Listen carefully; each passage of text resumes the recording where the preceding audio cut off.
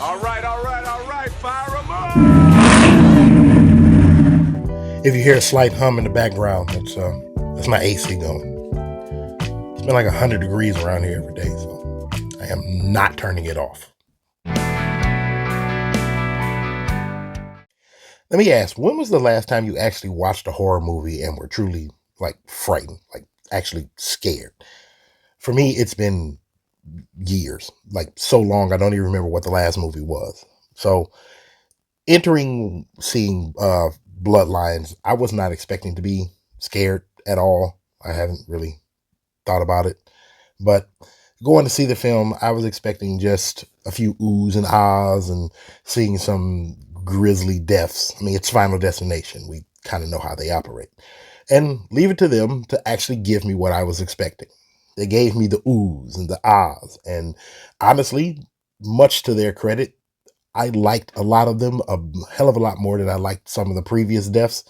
So, just after 14 years coming with this movie, kind of have to give them a thumbs up just for that. But yeah, 14 years after the last Final Destination movie, we come and they use this film to answer a question that a lot of us really have had since probably the third film. What happens when the people who escape death? What happens if they grow up, get older, and have kids? Does Death double back and decide to take revenge on them, or does he just let them live out their life? Because see, Death has a design. He takes who he wants or who she wants whenever it decides that they're going to be taken. And then that's just it. There's a design to this. Well, if those people escape, much like what happens in pretty much every Final Destination movie, they grow up, they have kids. That's not in the design. So what does Death do? Well, this movie answers that question. Death does, in fact, double back. And in this film, that's exactly what happens with the main character. She figures out that, hey, I can see what's going to happen. She saves lives. And just like the regular, normal thing that we've seen in every Final Destination movie, she saves lives, and then Death comes back to take those lives. But not only is he taking those lives that she saved, but he realizes, hey, you shouldn't even be here in the first place because somebody cheated me a long time ago. So not only am I going to take yours, but I'm going to take as many of those people who cheated me all those years ago. That's a great thing because it not only answers the question, but it gives us a hell of a lot more carnage to watch. See, this is film number 6 in this entire franchise, and it's very formulaic. We know exactly how it happens in pretty much every single Final Destination movie. Again, somebody has a vision, they know what's going to happen, they stop people from going somewhere or going into something, and they save lives. So Death has to come back in order to take the lives that he or she was meant to take in the first place. It's formulaic, very much true. But it's a formula that works, and it works to an effect in this movie more than we've seen it work in any of the previous 5. And that knowledge of Final Destination, it's like I said, it's very formulaic, but it works very well in this film like it has worked in all of them.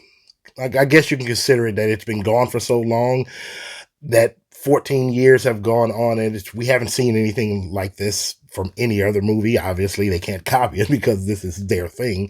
That maybe we now appreciate it more now that it has come back. 14 years is a long time to go from one movie to another.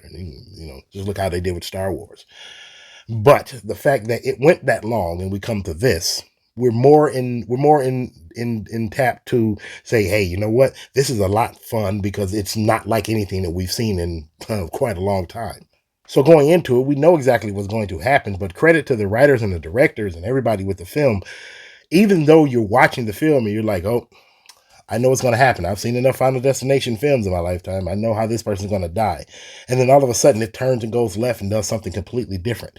And all of the deaths are grisly and horror, but they are so satisfying to watch because they feel fresh. They feel new, probably because it's been 14 years since the last movie. And I really do have to harp on the fact that this is film number 6 in the franchise, and it's been 14 years since the last one. This is a big franchise, Final Destination.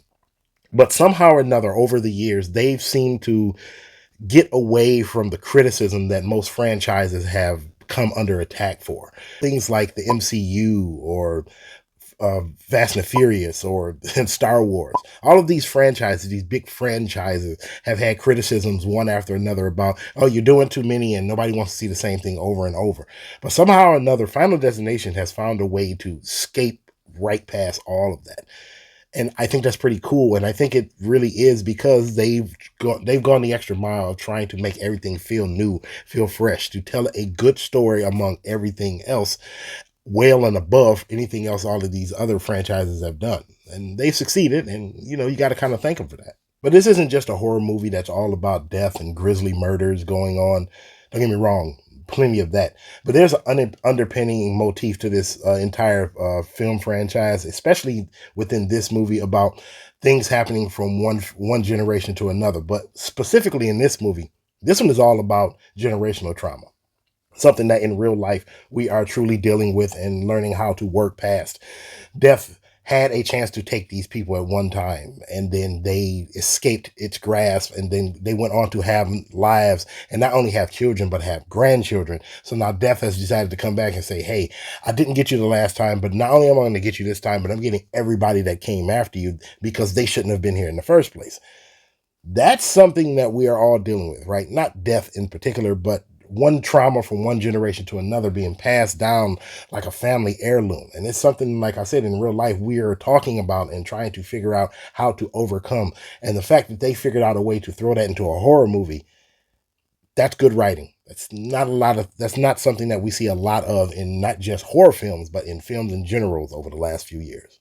And I also have to give them credit for having a lot of heart poured into this film. It's a horror flick, so that is not something I was expecting to have whatsoever. And it's punctuated by the fact that this is Tony Todd's last film, or at least one of his last films before he ultimately passed away from cancer. And I love the fact that they knew it was going to be his last movie, so they wrote in a scene where he could give a speech and talk to the characters. But then you come to find out that what he's saying, it's not specifically from his character, Bloodsworth, to the other characters. It's him talking to us, the viewers. It's Tony Todd talking directly to us, and him saying, hey, I don't know how much time I have left, but I'm going to live every minute like it's my last, and I'm going to do everything I can possibly do to have fun in this life before we go, because we ultimately do not know when we're going to go. And the fact that they wrote that scene into the script for him. And then I found out that the speech that he's giving is mostly ad-libbed, where he himself wrote this up and thought of it on the spot. That is more heart than I was expecting from not just him, but it's more heart than I was expecting ever from a horror flick, and I absolutely loved it. So rest in peace to Tony Todd. I love that scene so much. It's one of the few scenes that I'm going to remember my entire life. Ultimately, this is a horror film that we've seen before. It's played up its old tropes, but because of the motifs that we've seen from generational trauma and how much heart it has in it with the late, great Tony Todd and his speech, it's a lot better film than we've seen, or that we would expect from a Final Destination movie. And on top of that, it's just a decent movie to sit and watch and enjoy. For me, it's a 7 out of 10. I don't know how anybody else is going to score it or what they would think of it. It is not the best one in the series. To me, number 2 is still the best one. I mean, the logging truck that is traumatized so many millennials such as myself. But this movie is still really, really good. It's one of the better ones, honestly, in the entire franchise. I am going to remember a lot of the death scenes from this one, just like I remember a lot of the ones from part 2, especially that logging truck. So, yeah, 7 out of 10. Good movie. If you haven't gone to the theaters to see it, just wait a few minutes. It'll be on streaming, and you can go see it then. But those are my thoughts on the film. I want to know exactly how you felt about Final Destination Bloodlines, if you've seen it. And honestly, get down in the comments, and I want you to tell me not only what's your favorite Final Destination film, if not this one. Probably not. It's probably going to be 1 or 2. And also tell me, what was your favorite death scene in any of the Final Destination films? I almost said Final Fantasy. Any of the Final Destination films. For me, it's always going to be movie number 2. It's always going to be that logging truck. To this day, I can still not drive behind a logging truck or anything big that's carrying something. As soon as I see it, I'm over 2 lanes and I'm moving back at least 6 car lengths. I'm not going anywhere near it. Those are the type of death scenes from this franchise that have stuck with all of us, has traumatized all of us, and those are the really good ones because they actually take real life situations and make you think twice about it. I mean, after watching this film, if I see a little trampoline anywhere, I am going to do my best to walk clear around it. I don't want to be anywhere even near them, and that's because of what happened in this particular film, but I won't spoil it for you. But yeah, get down in the comments and let me know all of that. That's it for our video today. I will see you in the next one, and we will end this one the same way we end all of them. God bless. I love you, and peace. See you next time.